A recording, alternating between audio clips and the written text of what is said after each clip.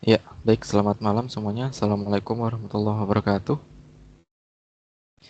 Baik, kita ketemu lagi di kegiatan web keempat ya, pada mata kuliah jaringan komputer dengan kode STI SI 4205.299.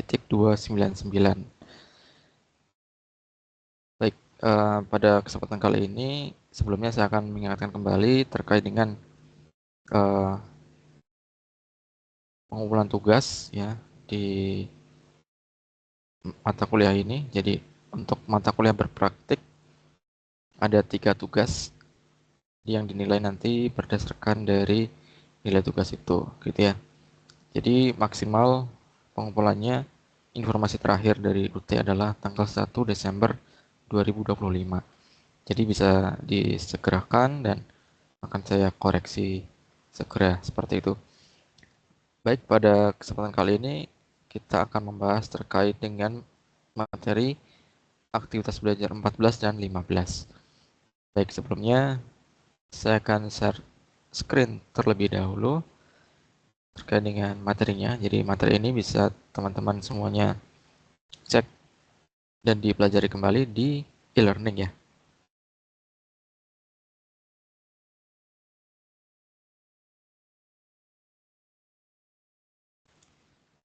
Baik. Oke, jadi di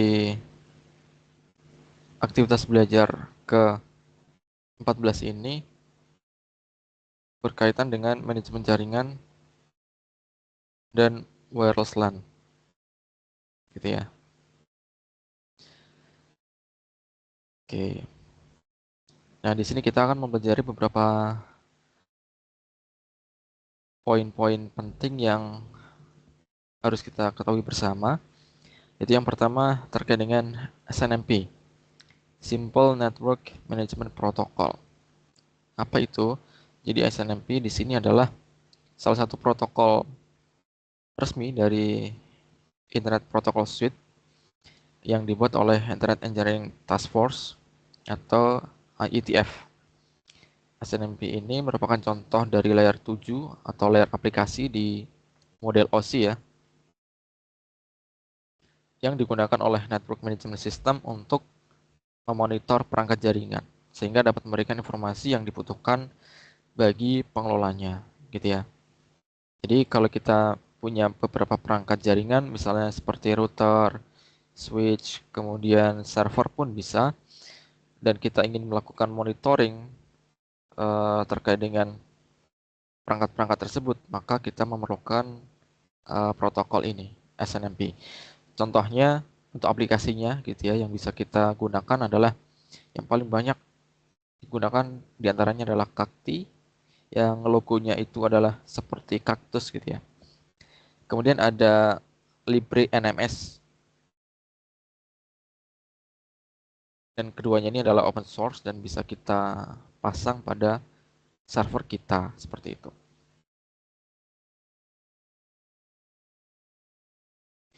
Selanjutnya adalah terkait dengan manajemen information base. Ini merupakan database yang bisa dipakai untuk melakukan manajemen perangkat pada jaringan. Nah, database ini biasanya berisi objek entitas dari perangkat jaringan seperti router atau switch, gitu ya. Objek pada MIB ini didefinisikan menggunakan SN1 atau Abstract Syntax Notation 1 dan diberi nama Structure of Management Information System, Information Version 2, SMI versi 2. Software yang digunakan untuk parsing disebut dengan MIB compiler, gitu ya. Seperti itu. Kemudian RFC yang membahas manajemen information base antara lain adalah RFC 1155, Structure and Identification of Management Information for TCP/IP based Internet. Kemudian ada RFC 1213 atau Management Information Base for Network Management TCP/IP based Internet, dan RFC 1157 atau A Simple Network Management Protocol, ya, SNMP. SNMP ini komunikasi yang terjadi antara manajemen station, misalnya menggunakan konsol, dengan manajemen objek seperti perangkatnya ya, misalnya router, gateway, switch, dan lain sebagainya menggunakan MIB. Komponen yang bekerja untuk mengambil data disebut dengan SNMP Agent. Merupakan software yang dapat berkomunikasi dengan SNMP Manager ya. Jadi nanti si SNMP Agent akan komunikasi dengan SNMP Manager untuk mendapatkan informasi dari perangkat-perangkat tersebut. Oke, mohon maaf di tempat saya ada suara tokek ya. Oke. Nah, di SNMP Framework ini ada beberapa lapisan ya atau arsitektur yang biasa terdapat pada SNMP Framework. Itu ada master agent, sub agent, dan juga manajemen station.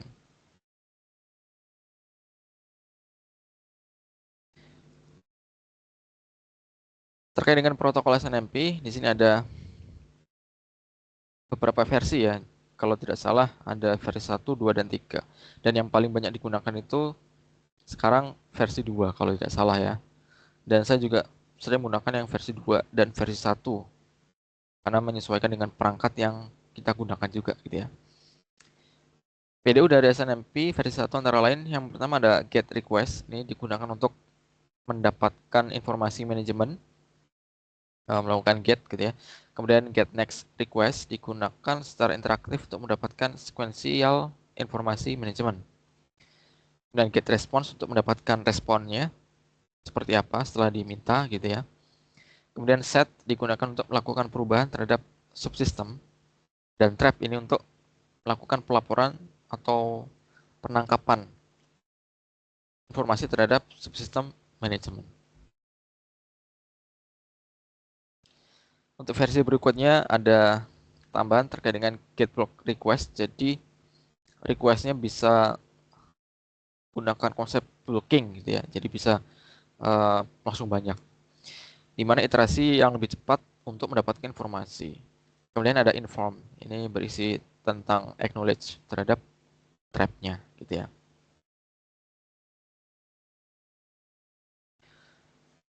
Untuk perkembangan dan penggunaan ini sudah ada versi 1, versi 2, versi 3 seperti yang tadi saya sampaikan.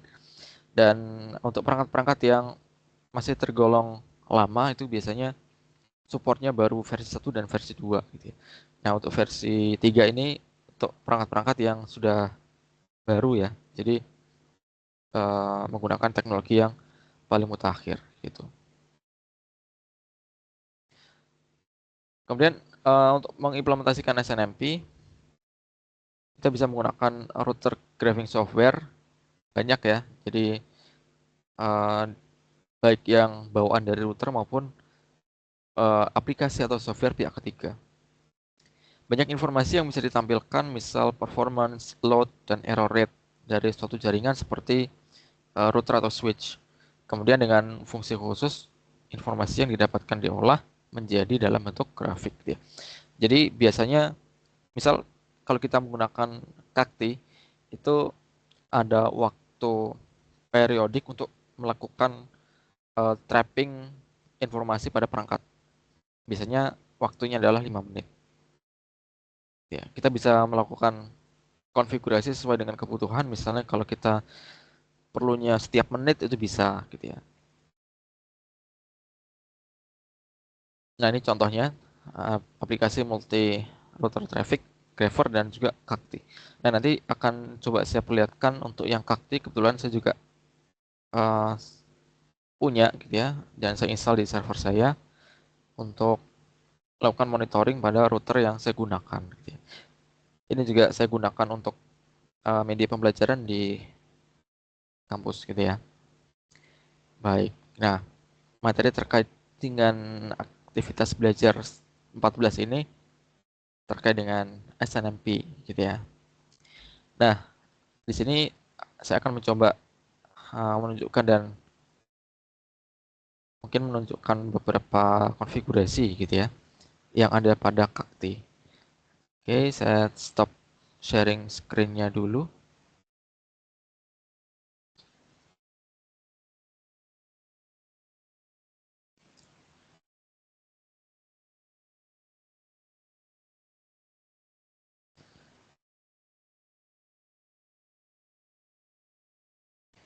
Baik, saya share screen lagi untuk menampilkan Kakti tadi ya. Nah, di sini. Baik, di sini ya. Jadi ini aplikasi sederhana yang saya pasang pada VPS saya di kampus gitu ya untuk melakukan monitoring pada perangkat. Di sini perangkat yang saya monitor baru satu memang ya, untuk router saja. Ini ya. Jadi ikonnya tadi di sini kaktus ya, seperti namanya kakti gitu ya. Nah, di sini ada beberapa menu utama. Di sebelah kiri ada main console, kemudian ada create. Di sini bisa create device maupun grafiknya gitu ya untuk menampilkan informasi setelah data di get, di trap, nanti akan diolah menjadi bentuk grafik. Kemudian ada menu manajemen. Di sini bisa digunakan untuk manajemen device, site, trace, dan seterusnya gitu ya. Data source, ini bisa kita lihat source apa saja yang ingin kita dapatkan. Aggregates ini kebetulan kosong ya.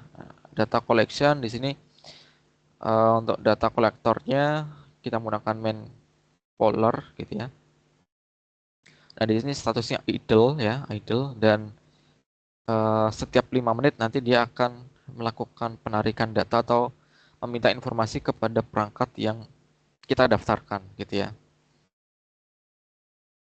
Data query ini terkait dengan apa saja yang ingin kita ambil. Oke. Templates di sini ada device, graph, data source, dan seterusnya. Automation,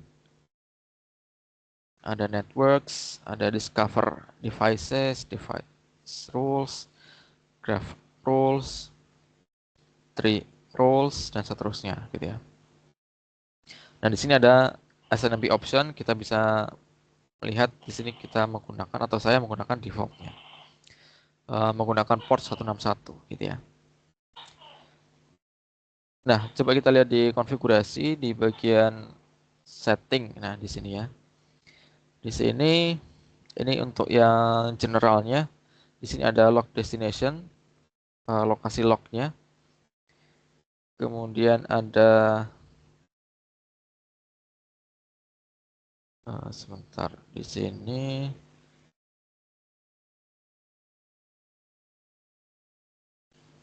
Oke, ini umum ya, yang umum. Kemudian ini terkait dengan path yang ada di sistem dari Kakti ini sendiri gitu ya.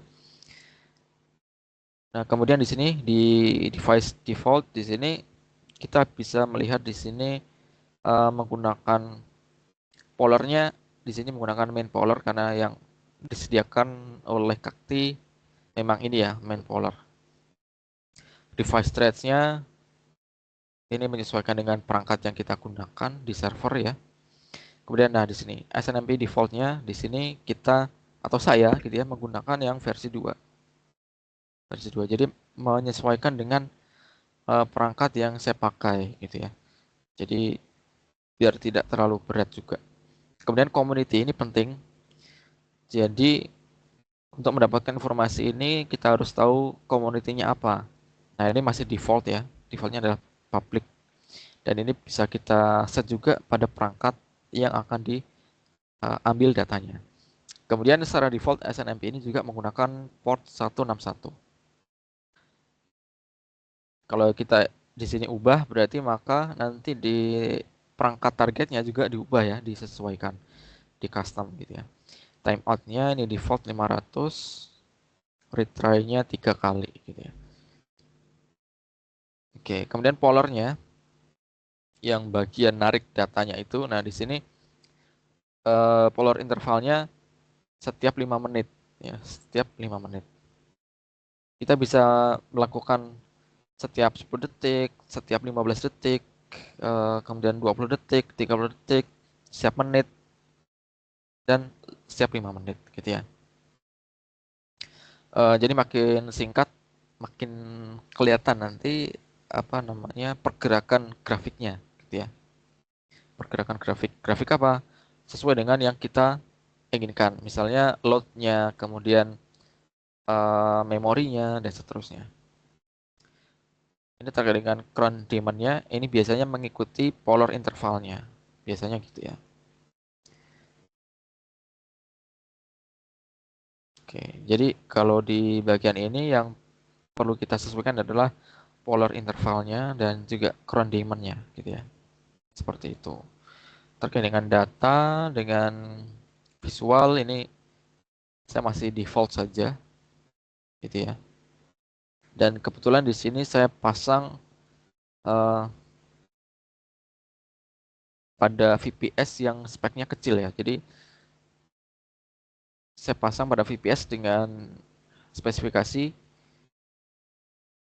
CPU-nya itu cuma 1 core, kemudian memorinya 384 MB gitu ya. Untuk storage-nya 5 GB kalau tidak salah. Antara 3 sampai 5 GB saya lupa gitu. Dan di sini saya menggunakan virtualisasi ya teman-teman ya. Jadi untuk memaksimalkan utilitas dari server fisiknya saya menggunakan pendekatan virtualisasi gitu ya. Nah, untuk hasilnya kita bisa melihat di sini ada graph gitu ya. Nah, di sini kita bisa melihat. Oke, saya jadikan satu kolom aja biar kelihatan besar ya. Nah, seperti ini. Di sini dimulai dari siapa yang login gitu ya, atau berapa kali. Kemudian memorinya berapa banyak yang digunakan, prosesnya ada berapa banyak. Untuk sumbu Y-nya ini adalah jumlah prosesnya dan X-nya ini waktu gitu ya. Kemudian penggunaan bandwidth ini pada masing-masing ether gitu ya, pada masing-masing interface. Ini ether 1 sebagai jalur keluar masuk internet. Kemudian ether 2 ini untuk LAN-nya. Ether 3 ini untuk ke server, jadi pergerakan bandwidth pada server lah kayak gitu ya. Ether 4, Ether 5 masih kosong. Kemudian terkait dengan uptime, nah di sini uh, pada sisi sumbu Y ini waktu dalam dari uptime-nya. Kemudian untuk sumbu X-nya ini menunjukkan hari gitu ya. Hari apa, jam berapa gitu ya. Kalau ini yang Y adalah jumlah harinya, berapa lama gitu ya. Ini kebetulan sudah 120 hari, berarti 4 bulan nyala seperti itu. Kira-kira seperti itu untuk kakti ya teman-teman ya. Ini CPU utilization seperti ini. Ini dalam persen, satuan persen untuk yang sumbu X. Maaf, untuk sumbu Y. Sumbu X-nya waktunya. Kapan, kemudian berapa persen. Kapan berapa persen gitu ya.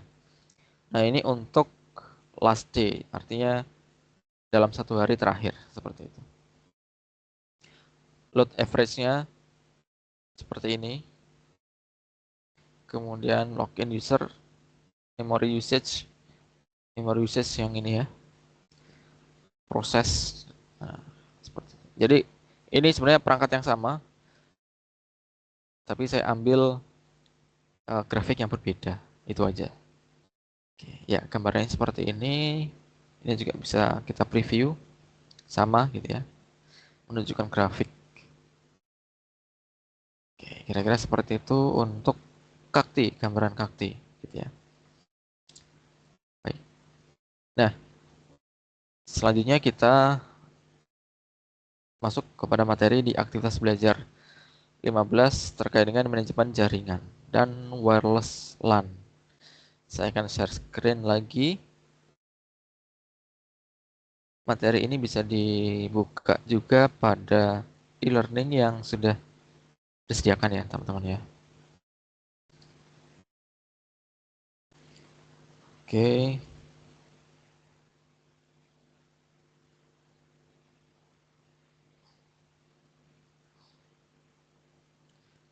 kita lanjutkan terkait dengan manajemen jaringan dan wireless LAN menggunakan standar IEEE 802.11.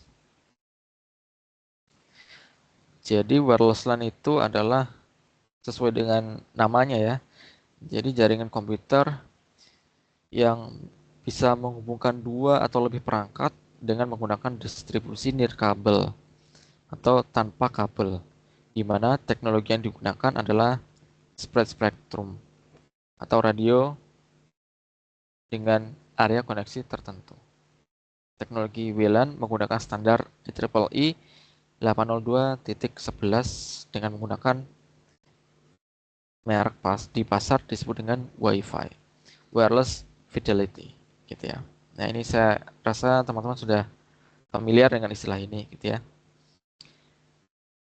Nah, kemudian terkait dengan arsitektur WLAN ini atau wireless LAN ini, yang pertama ada station.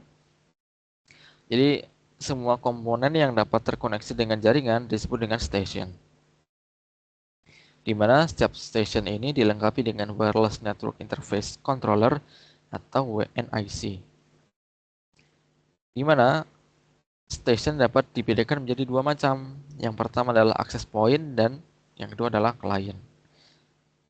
Wireless access point dapat berbentuk sebagai perangkat wireless router. Nah, seperti yang biasa dijual gitu ya, misalnya merek TP-Link, merek Tenda gitu ya, yang punya antena itu. Nah, di mana difungsikan sebagai base station yang fungsinya untuk memancarkan sinyal pada jaringan nirkabel. Jadi perangkat wireless router ini adalah router yang memiliki fasilitas wireless yang bisa digunakan untuk memancarkan sinyal. Sedangkan klien adalah perangkat bergerak seperti laptop, PDA, smartphone, tablet, atau PC yang dilengkapi dengan WNIC ya, wireless NIC tadi, sehingga bisa menangkap sinyal dari access point tadi, seperti itu. Kemudian yang kedua, setelah station tadi ada BSS atau Basic Service Set. Apa itu? Jadi BSS ini adalah sekumpulan station-station yang bisa berkomunikasi satu dengan yang lainnya pada jaringan nirkabel atau wireless yang sama. Gitu. Jadi kumpulan-kumpulan station ini kita sebut sebagai setnya, Basic Service Set, gitu ya. Nah, setiap BSS ini memiliki ID untuk membedakan antara satu dengan yang lainnya, yang biasa kita sebut dengan BSSID. Nah, di sini ada dua tipe BSS. Yang pertama adalah Independent BSS atau IBSS dan infrastruktur BSS. Nah, untuk yang Independent BSS atau IBSS, ini adalah jaringan ad hoc di mana tidak memiliki akses point. Ya. Kemudian ada Extended Service Set atau ESS. Jadi kalau BSS tadi adalah kumpulan dari station-station, kalau Extended Service Set ini kumpulan dari BSS, kumpulan dari kumpulan station tadi, yang bisa saling terkoneksi, bisa saling komunikasi ya. Access point adalah sebuah sistem distribusi yang menghubungkan ESS. Nah, setiap ESS ini juga memiliki sebuah ID yang disebut dengan SSID. Gitu ceritanya teman-teman ya. Nah, ini biasanya berbentuk 32 byte karakter. Selanjutnya ada DS atau Distribution System. Distribution System ini menghubungkan beberapa access point dalam sebuah ESS. Gitu ya, jadi lingkupnya lebih besar. Di mana konsep DSS ini bisa digunakan untuk meningkatkan area atau jangkauan yang lebih luas gitu ya. Bentuk DS antara lain adalah Wireless Distribution System atau WDS. Jadi kalau teman-teman pernah beli wireless router itu terkadang ada fitur ini ya, WDS. Jadi Wireless Distribution System. Jadi bisa apa ya, meningkatkan jangkauan dari area wireless itu. Gitu ya. WDS, Wireless Distribution System. Nah, ini contoh beberapa perangkat WLAN. Yang pertama ada access point, Yang kedua ada wireless NIC atau WNIC tadi. Jadi kalau misal di toko-toko komputer gitu ya, itu ada WNIC, baik yang bentuknya soket maupun yang USB, itu ada ya. Kalau zaman dulu ketika masih awal-awal apa ya, wireless lah ya, bisa dikatakan seperti itu. Jadi dulu ada yang mengembangkan wajan polik gitu ya. Jadi dulu ada pakar jaringan ya, Pak Ono W Purbo gitu ya. Jadi beliau mengembangkan apa ya, point to point atau point to multi point. Jadi untuk menyebarkan internet ya. Zaman dulu kan internet tidak semurah sekarang dan tidak semudah sekarang, dan juga kecepatan internet zaman dulu jauh ya, jauh lebih lambat dibandingkan sekarang. Jadi untuk mengantisipasi dan untuk mengcover agar jangkauan internet itu bisa luas, disusunlah atau dirakitlah wajan polik. Jadi wajan polik itu intinya ada perangkat ya, access point yang bisa menangkap sinyal wireless dengan jarak jauh, di mana wajannya itu digunakan untuk reflektor sinyalnya gitu ya. Nah itu waktu itu menggunakan USB ya, USB wireless gitu. Seperti itu. Saya dulu juga sempat membuat ya, dan nembak ya, istilahnya dulu tuh nembak wifi gitu ya. Jadi nyari gratisan. Jadi kalau ada tetangga yang punya wifi dan uh, dia mempersilahkan gitu ya, kalau misal ingin terhubung, ya kita bisa nangkep sinyal itu pakai wajan polik tadi gitu ya. Ada antena, ada signal splitter, ada extended cable ya, kabel perpanjangan, ada lightning protector. Jadi kalau kabel perpanjangan ini karena biasanya access point itu ditaruh di atas ya, jadi biar loss ya, terkait dengan apa ya, jarak kedua titik ini tidak ada halangan, itu biasanya kan tinggi ya, ditempatkan di apa posisi yang tinggi. Nah ini memerlukan perpanjangan kabel atau extended cable. Untuk lining protektor ini anti petir.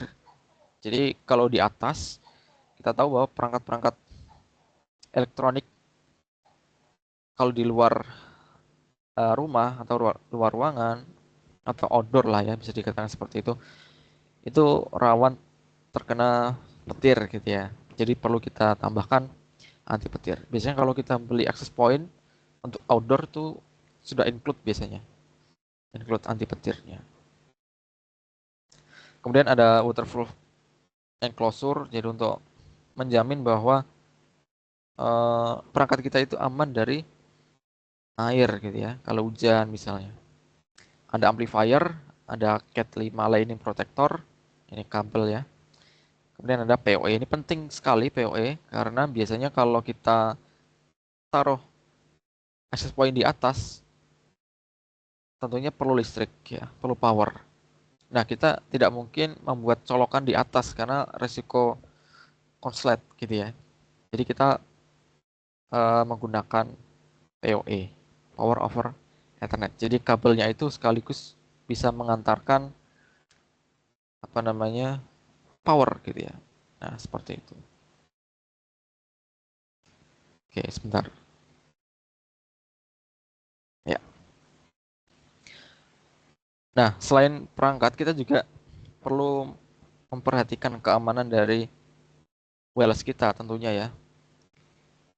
Access point memiliki fitur keamanan secara default ya, karena berbeda dengan jaringan nirkabel, di mana semua pengguna yang terhubung harus memiliki kontrol akses dari sisi fisik.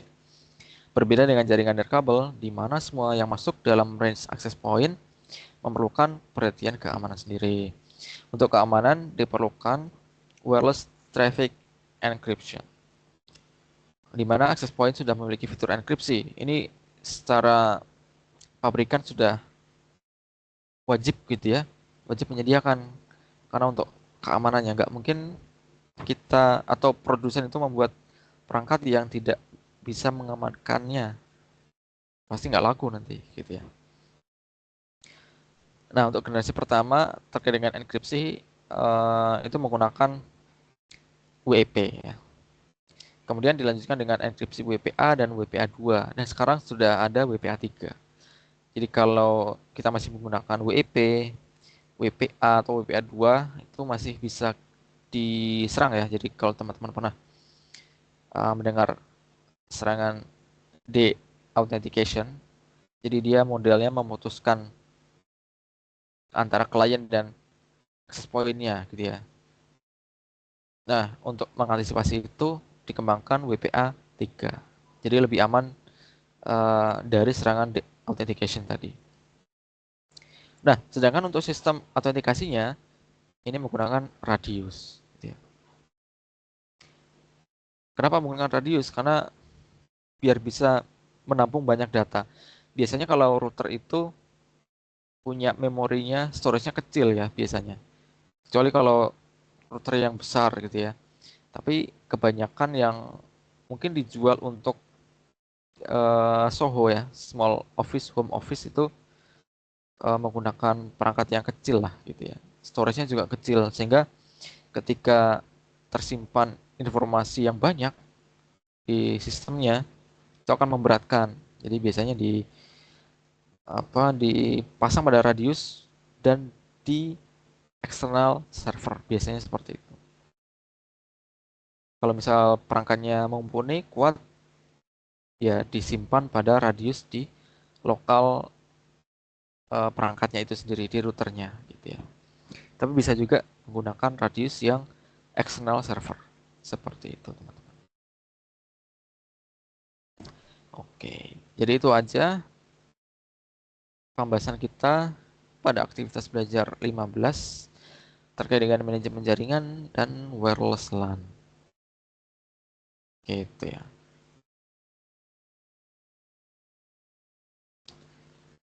Jadi barangkali ada pertanyaan silahkan. Saya stop share. Ya.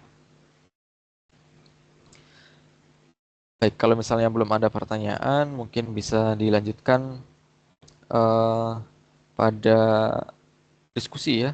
Nah, barangkali nanti antara teman-teman yang satu dengan yang lainnya bisa saling aktif berkomunikasi di kolom diskusi yang sudah disediakan.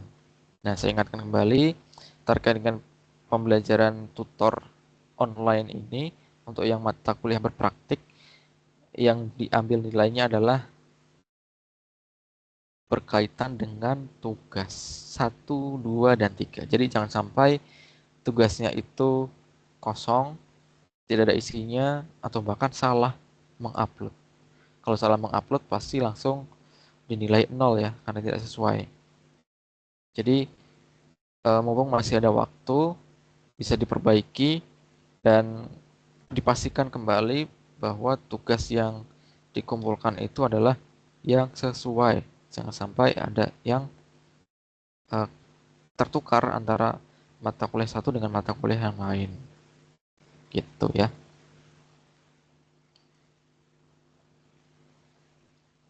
Baik, saya tunggu jika ada yang bergabung lagi dan ada yang mau ditanyakan.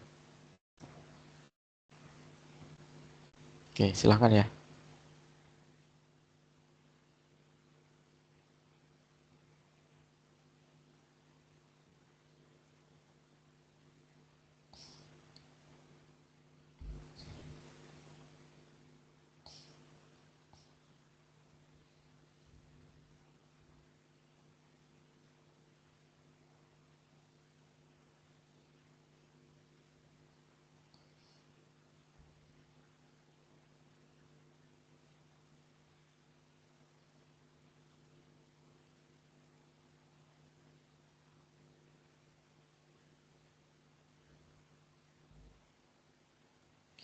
Jadi saya ingatkan kembali untuk yang belum mengumpulkan tugas, baik tugas 1, 2 maupun 3 untuk segera bisa dikumpulkan dan dipastikan kembali tidak ada yang kosong dan bisa dibuka jika disimpan pada Google Drive atau sistem cloud yang lain. Untuk aksesnya jangan lupa dibuka ya. Jadi dipastikan semua bisa diakses secara publik. Jadi kalau misal disimpan pada Google Drive, untuk aksesnya silakan dibuka. Atau jika diupload pada YouTube, maka silakan nanti di-share linknya. Dipastikan juga bisa diakses gitu ya. Baik, mungkin jika tidak ada pertanyaan lagi, kita akhiri ya. Kita bisa lanjutkan pada forum diskusi yang ada pada e-learning. Dan jika ada pertanyaan yang lebih private bisa disampaikan melalui kolom chat ya. Ada kolom chat di e-learning yang sudah disediakan. Baik, mungkin sekian dulu dari saya. Mudah-mudahan bisa bermanfaat dan selamat mengikuti ujian nanti bagi yang akan melaksanakan ujian, dan selamat menjalankan libur Nataru ya. Nah ini ya, hampir Nataru. Jadi bisa dipersiapkan untuk ujiannya dan bisa menikmati liburan dengan tenang. Baik, sekian dulu dari saya. Terima kasih atas waktunya. Saya akhiri. Selamat malam. Assalamualaikum warahmatullahi wabarakatuh.